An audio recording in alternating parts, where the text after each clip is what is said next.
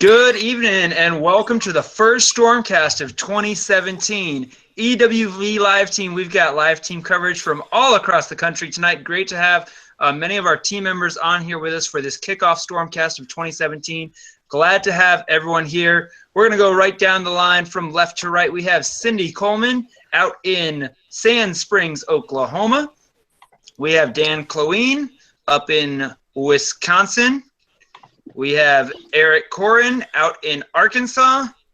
My very own brother is with us tonight, JJ Pisani up in Dayton, Tennessee. And Lady Disaster, a.k.a. Jessie, is with us from out in Cedar Rapids, Iowa. And I'm your host, Joey Pisani, here in EWV headquarters of Atlanta, Georgia. We have a lot on the docket for tonight, so we're going to get right to it. Got a couple of big weather stories we're going to be discussing tonight. So the first one we want to discuss is this past winter storm that just came through. Winter Storm Helena started out actually where Cindy's at in Oklahoma. So Cindy, what were some of the impacts of this past winter storm out there in Oklahoma? Well, there was a raid on the stores for milk and bread. People were talking about it. They were getting all excited, but nothing happened. We had a dusting. But it was cold, yes, and my car's engine froze, and so it's totaled. Wow. So it's been cold. Yeah, and it will continue to be cold over the next couple of days. We're going to get another shot of cold air later on this weekend. We'll talk about that, the next system. Eric, I'll call you back in a little bit. What was the impacts there, Eric, for you in Arkansas with this past winter storm? I know you guys got a couple of inches of snow. Basically, that was about it, and we didn't see anything too major. I know up north they didn't see as much. The central part of Arkansas, from probably about Fort Smith to Mena to Memphis to Greenville, Mississippi, seen a majority of the snow and whatnot. Not much icing to report with it, so I could say that was good. From that standpoint. What's up, y'all? Hey there, Steven. Good to have you with us. This Steven, another one of our members from up in Montana. We're just talking about this past winter storm Helena. So, Jay, what was the impacts up there in Tennessee for you? Did you guys get any snow up there or any ice? Yes, we did get snow. I think we got like 2 inches of snow. Friday night, it was really bad. It was very windy, very cold. And right now it's like 23. But with the wind, it feels like 18, maybe 15. So right now it's really cold.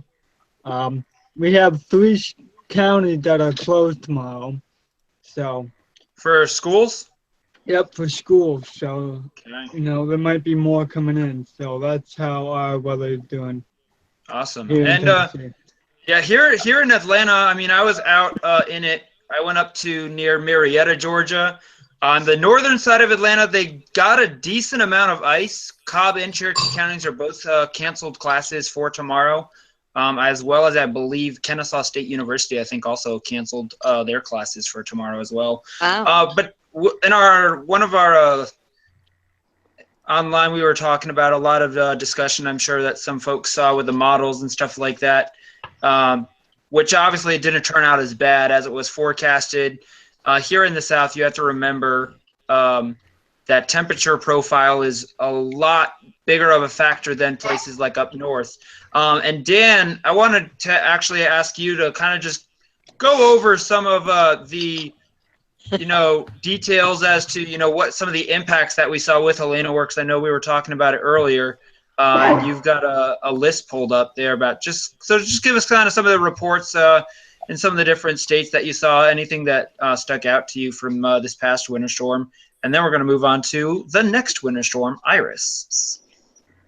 Well, from what I gather, for the most part, you're talking about areas that don't typically see these types of conditions. So they don't have a lot of the equipment that's necessary to handle these types of winter storms. Yeah. It's not so much what the event was as much as it was where the event was. That's true. So you're dealing with parts of the country that don't have snow removal equipment. You're dealing with parts of the country that aren't used to having to drive on snow or ice, and it's not cutting anyone down necessarily per se that they're not able to do it. It's just it's not something that they're used to doing. So things like that can cause chain reactions and stuff like that. But for the most part, it's just I don't think the target forecast was all that great. I think it shifted a bit. I want to say it was further north than what they were anticipating. Yeah, further north than east. I mean, the forecast for the Carolinas was pretty solid. Yeah. So it's really so much of where it was, not so much of what it was. It's not something that happens every year, and only happens every probably 3 to 5 years. So that's what made it such a big weather news event, was just that being far south. Yeah, exactly. I mean, here in Georgia, in Alabama and Georgia, the big story with this past storm was more the ice. Some places saw pretty close to 1/4 of an inch of ice. Especially there across portions of west central Georgia, south of I-20. They got some pretty hard ice, and also north of the metro. Sadly, there were some fatalities, with this, but it goes back to exactly what Dan was saying, that these folks aren't really used to driving on snow or ice, especially ice. I mean, no one can be an expert ice driver. It's just not really something that happens. And that's something that we're looking at, which leads into our next topic for this upcoming weekend. Eric, I know that there's been some of the models have been showing a pretty significant, possibly a significant ice storm type of event across maybe parts of Arkansas and Missouri. So do you want to tell us a little bit more about that and what you've been looking at? Just basically been looking at pivotal weather and looking at the GFS model mainly. Basically 114 hours out. That's Friday, probably around 2 p.m. It's showing a pretty good icing event for here in northern Arkansas. You can see there on the graphic I got pulled up. Oh, there you go, yeah. Northern parts of Arkansas will get that freezing rain and sleet. You go up to the 120 hours out. It shows more of central and northern parts of Arkansas getting that. Oh, yeah. And parts of Oklahoma into Texas as well. Yep. Southeast Oklahoma there. It just depends on, how quick that system moves in off the west coast and exactly where it hits. I'm thinking that, as the week goes on, probably like Tuesday evening into Wednesday, we'll have a better idea on that. Yeah. Even looking at the temperature plots, I mean, you got Springfield with 24 degrees in St. Louis and Kansas City at 17 and 19. So yeah, you can see that warm nose right there, basically across west central Arkansas. Yeah. That's definitely where that temperature gradient kind of noses up. Is typically where some of the heaviest icing occurs, just north of that. Yeah, that was 114 hours out. The 120 hours out, and basically that to me shows, support for that freezing rain or sleet event. Even the Little Rock National Weather Service, says that right now it's going back and forth pretty much. That on January the 12th, it's warm, mild, having temperatures probably the mid to upper 60s, and then on the 14th we'll have that colder temperatures coming in, and it just depends on how far that mild, warm Gulf air actually is able to penetrate, whether or not we will see either pure snow or if we will get that freezing rain and icing event pretty much. Yeah. And exactly. Nonetheless, I mean, can you go back to that pivotal weather map with the temperature gradient? Yes. Because, I mean, places like where Jesse's living up in Iowa, I mean, you could be having a high temperature of like 8 degrees as your high temperature. So, I mean, that's going to be pretty brutally cold, especially across the Dakotas and Minnesota. High temperatures, low temperatures, definitely going to be pretty cold, probably in sub-zero temperatures. And this system that we're talking about with icing is actually right now coming into California, and it's been causing a lot of flooding And Jesse's actually going to tell us a little bit more about what we've got going on with the system right now. I know there's been, 3 deaths so far attributed to the mudslides and flooding?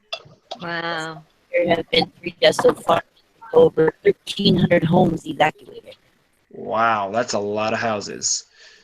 So, and you have to also understand, it's good for California because they've been in an exceptional drought, especially I was looking at some of the drought monitor from California the other day, and it seems like the northern part of California has gotten some relief, but sometimes too much of a good thing all at once can cause a lot of problems, and sadly, that's what we're seeing across California. A lot of in California and Nevada is that all of the snow is up in the mountains. They're about to get a warming trend over there, so all that's going to melt and it's going to run down. Exactly. Well said. Down into the valleys and whatnot, and you're going to get flooding and Mudslides. Exactly. mudslides. And, it's a danger to people's lives. If you're under a state of emergency and have been evacuated, I would suggest doing it now. Mm-hmm. Absolutely. Speaking of states of emergency, they obviously had declared a state of emergency here in Georgia and parts of South Carolina, North Carolina with this past storm. And I know on one of our last StormCasts, I think, we were actually talking about civil emergency messages, or sometime we were talking about it. And Dan, civil danger warnings. Yes, civil danger warnings. And I actually did see one of those posted for a couple counties in Alabama. I had a feeling that might show up. Yeah. They actually had posted them for the county right there on the Georgia-Alabama border, just south of I-20. There was a civil danger warning posted. So when I saw that, I'm like, thought of Dan, in our conversation that we had. So, yep. Steven, you still with us, man? So how's things been up in Montana? I know you were just actually studying a class. So tell us a little bit more about that and how things are up in Montana. Well, right now it's very cold. It is 1 degree outside. 1 degree. That's cold. And we got a winter weather advisory. Right now it feels like a -1 outside, but lately it's been really busy with like calls, and stuff like that, with medical calls, people falling, people getting injured in crashes. We already had our first fatal fire of the year. Wow. Last Tuesday night, where we found an elderly female inside of a burnt basement. Wow. After the fire was totally out, the fire was actually down to a combustible as close to a heat source. So people need to be watching where they put all their combustibles, especially if it's close to a heater, Yeah. Yeah, and an electric heater, propane heater. When finding on those kind of calls, it really hits them big time. But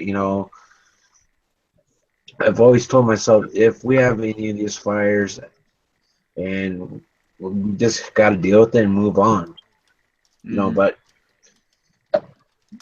my there's been people checking on me and everything, make sure things are good and everything. So I'm happy about that. And when I came home that Wednesday morning after getting off, my mom didn't know what was going on. And I told her, and she was pretty shocked, like, wow. Yeah. But right now it's supposed to be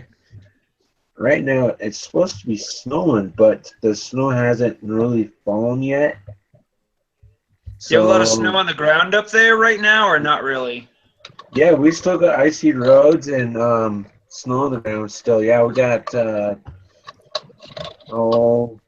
hip high level of snow outside.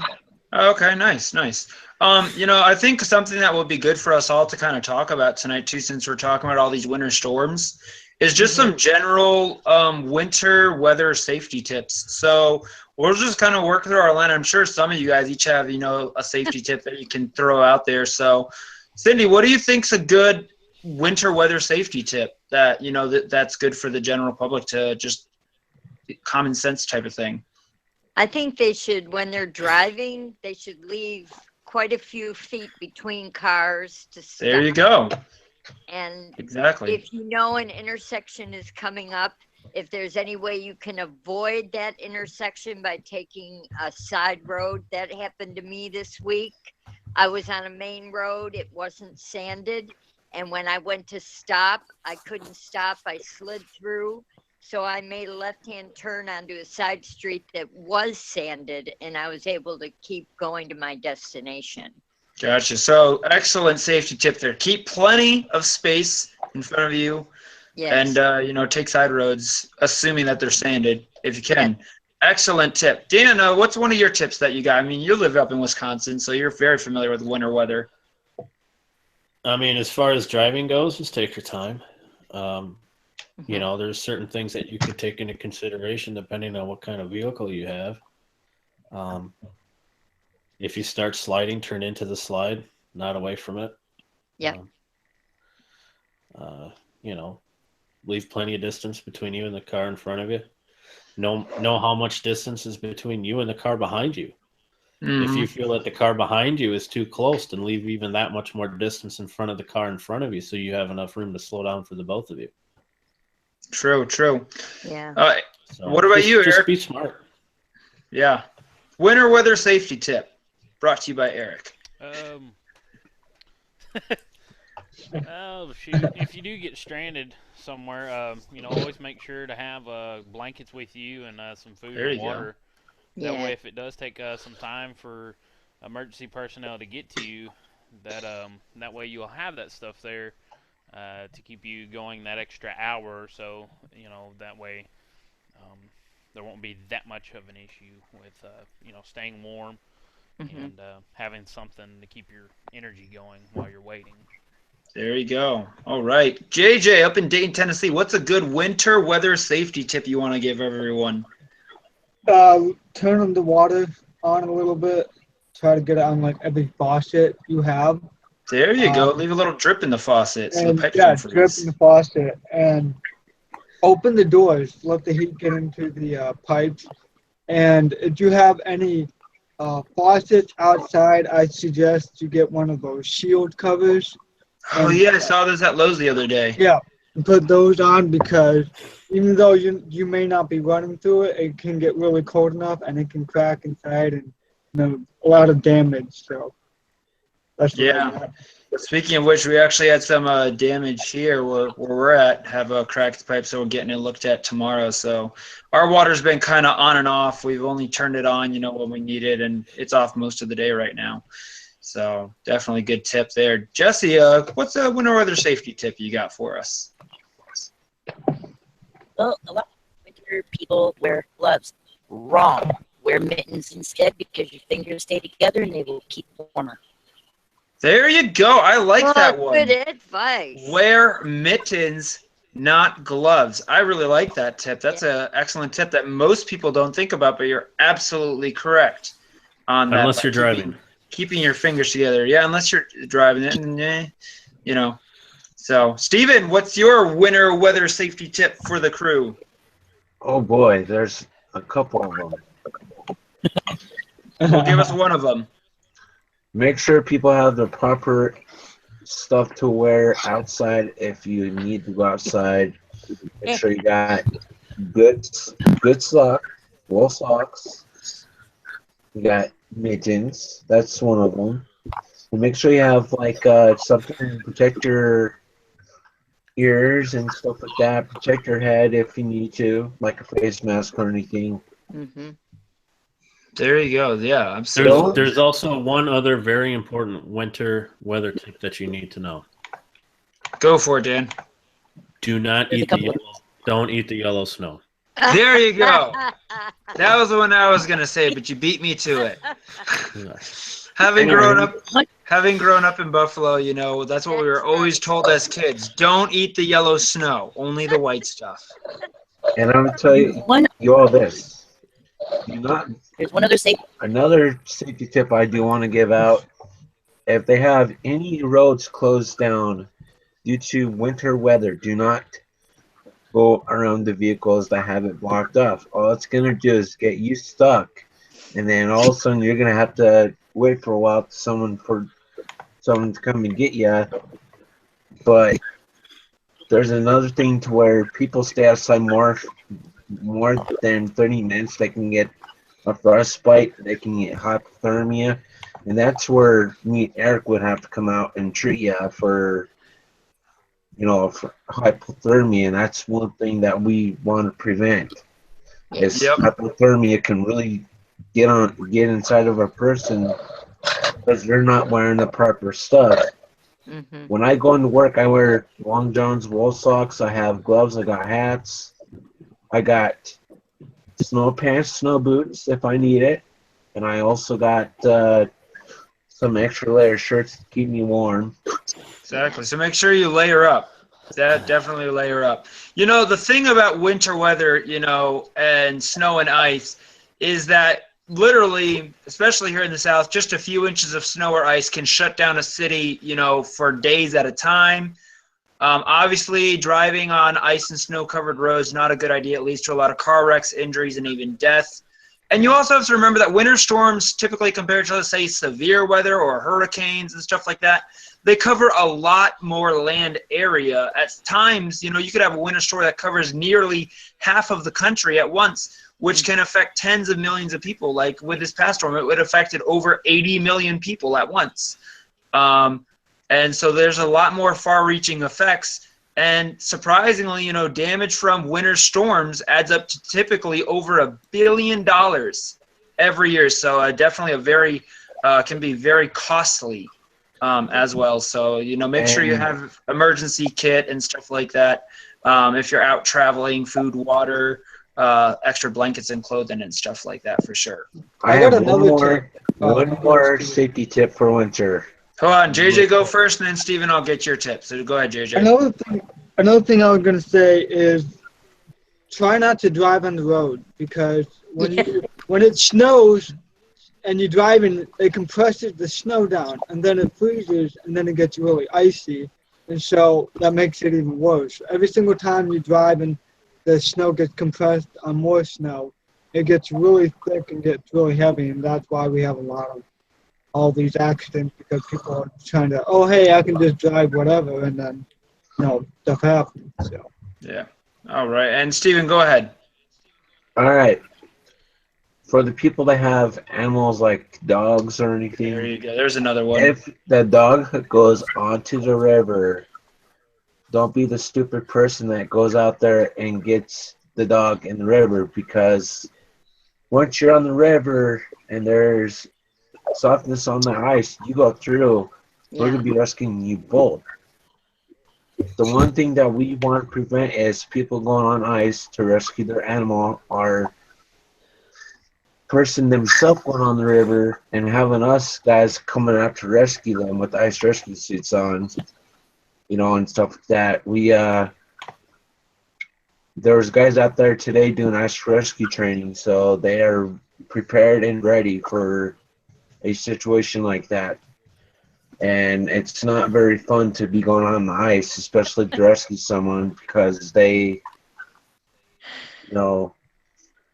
that's another thing where hypothermia can set in, is a person that has been falling through the ice and cannot get out. Yeah, exactly. I'd say just bring your animals inside altogether. Yeah, exactly. That too. If you guys are going to go by the river, make sure you have your dog on the leash. Do not have it loose. Yeah. Since we've talked about winter weather safety tips, just for those of you that may be watching this later, I'm actually going to post on our Extreme Weather Videos Facebook page a list of some safety tips for you guys. So be sure to head over and check that out either today or in the coming days. But I'm going to post that up for everyone, just some good general winter weather safety tips. Excellent conversation and excellent tips. Go ahead, Jesse. One more safety tip the two of us in this chat right now are breaking. And that is drink warm beverages, ones that do not contain caffeine or alcohol. True. Very true. Excellent tip there. So, in other words, guys, make sure that you all are drinking like 2 gallons of hot chocolate a week minimum. That's right. And it will, you know, prolong your life. You can't just during drink the winter this time. tea. Exactly. So don't drink the Mountain Dew, the sweet tea. Make sure you heat it up. Dan, I don't know what to tell you, man. You're just gonna have to find something different or something. I have no idea what you're talking about. But yeah. So another thing I wanted to just kind of get. I'm really glad that we're all here tonight. It's really good to see all of you guys, and you know, I know some of you probably haven't really gotten to meet each other face to face per se here. So that's kind of one reason why we do the Stormcast. So I just wanted to kind of get to talk to you guys tonight also about kind of what are some of your personal, I guess, weather goals or goals with the team for 2017. So just kind of, you know, anyone has a goal for this year, let me know. And I loved brainstorming with you guys and ideas. I know me and Dan were talking the other day about getting kind of like a help desk set up on our forum, which we want to make sure we can get everyone on there. Just kind of really get that going here in 2017. Obviously, Stormcast, typically we'll try and do it. I don't know what's good for you guys. You know, is it good like a once a week thing? I know some of us have different work schedules. It seems like the evenings kind of fairly good. So anything like that, you know, what are your guys' ideas, goals for 2017? So anyone got anything? Feel free to share it. Go for it, Dan. I like the weekly Stormcast. I hope all the viewers do too. We try to bring interesting topics every week and do a news recap and, you know, kind of a look ahead, and hopefully we'll be able to continue to do that.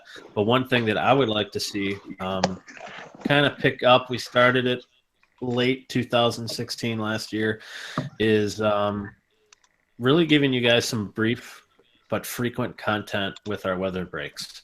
There you go. Yes.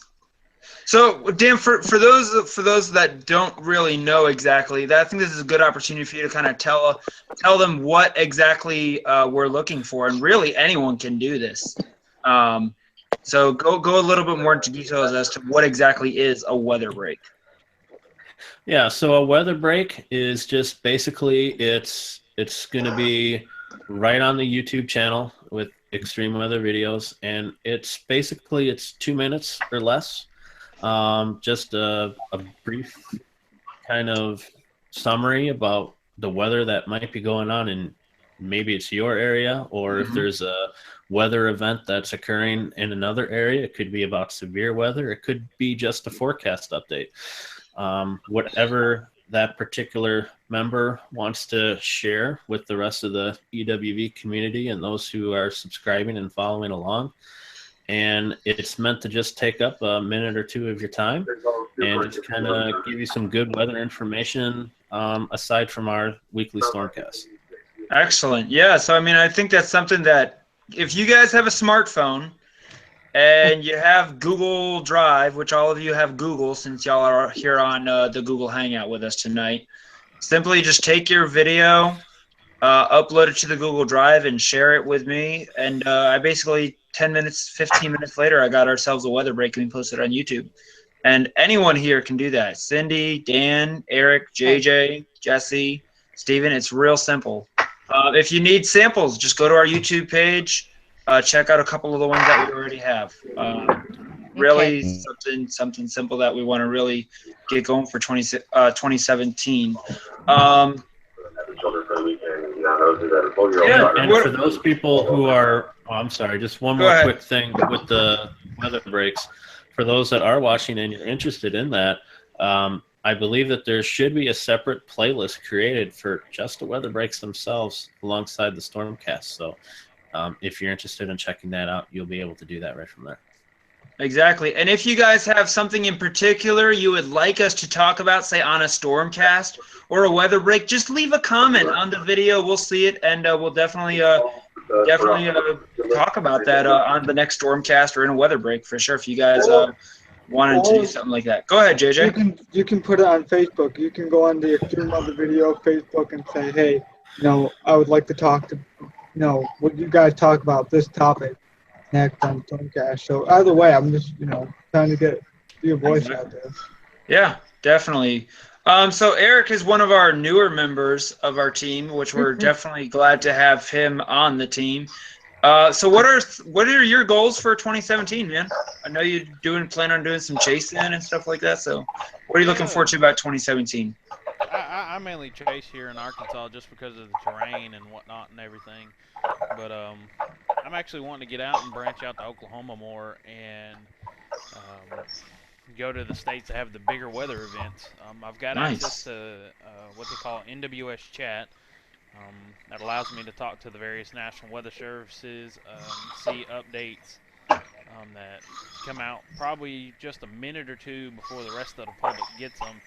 I'll also be sharing that with the team as well. I know we've been on Zello a couple times, and I've been able to say, hey, this warning's coming out, or this warning's about to be canceled, and sure enough, it gets canceled or it gets extended. Some people that may be wondering, why is this warning there? The NWS chat does help in that aspect too. I could message that NWS National Weather Service office and be like, hey, why was this warning issued, and how long do you think it would last? And like I said, that's one tool I plan to utilize while I'm with the team. Awesome. And everything, and plus, for 2017, I want to get better at looking at weather models and trying to do some forecasting as well. So, that's some of my goals for 2017.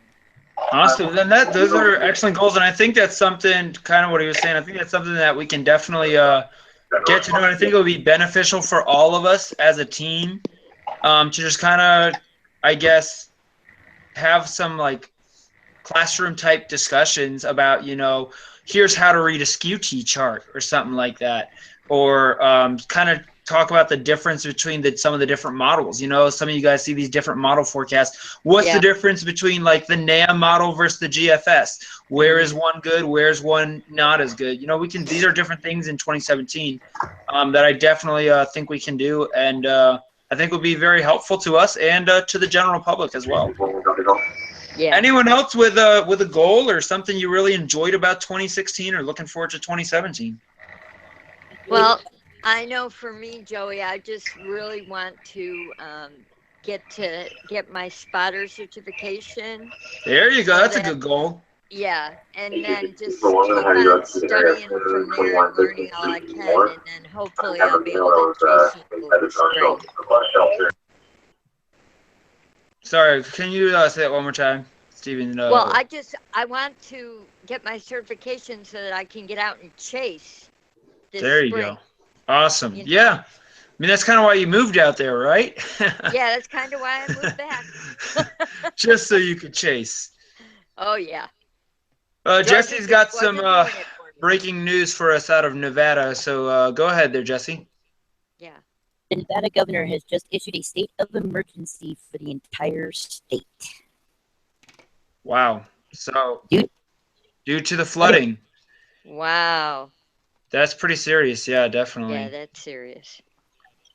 That's so definitely, keep those folks out there in your thoughts and prayers for sure, because it's definitely a serious situation out there in Nevada and California, just like an overload of moisture just coming in off the Pacific coast. So definitely, thanks for the update on that. We'll definitely have to keep track of that. Yeah. JJ, you got any goals for 2017? I know we're gonna try not to go crashing into any trees this year. That's my personal goal. When out chasing is to not hit any trees in 2017. Found it. Trees, just need some rain this year in Tennessee. It's pretty bad in the southeast. Other than that, yeah, that's basically it. Awesome, man. So all good up here in Tennessee. Awesome. What about you, Steven? What are your goals for 2017? My goals for 2017, hopefully Hopefully there's no more fatal fires. That's my goal. I want to There keep you it go. to That's- 1 only. Yeah. 0. Yeah, for sure. But yeah, I just want to thank all of you guys for watching. Definitely glad to be back here. So we will try and be back next Sunday night, probably around the same time, 9:30 Eastern, 8:30 Central, around then. Be sure to subscribe to our YouTube channel if you're not subscribed. Also, give this video a like, leave a comment below on the video. If you have a particular topic you want us to talk about next time, it would be great to get some feedback from you guys. Thanks for watching, and happy 2017. Stay warm, stay safe, and chase on. You too.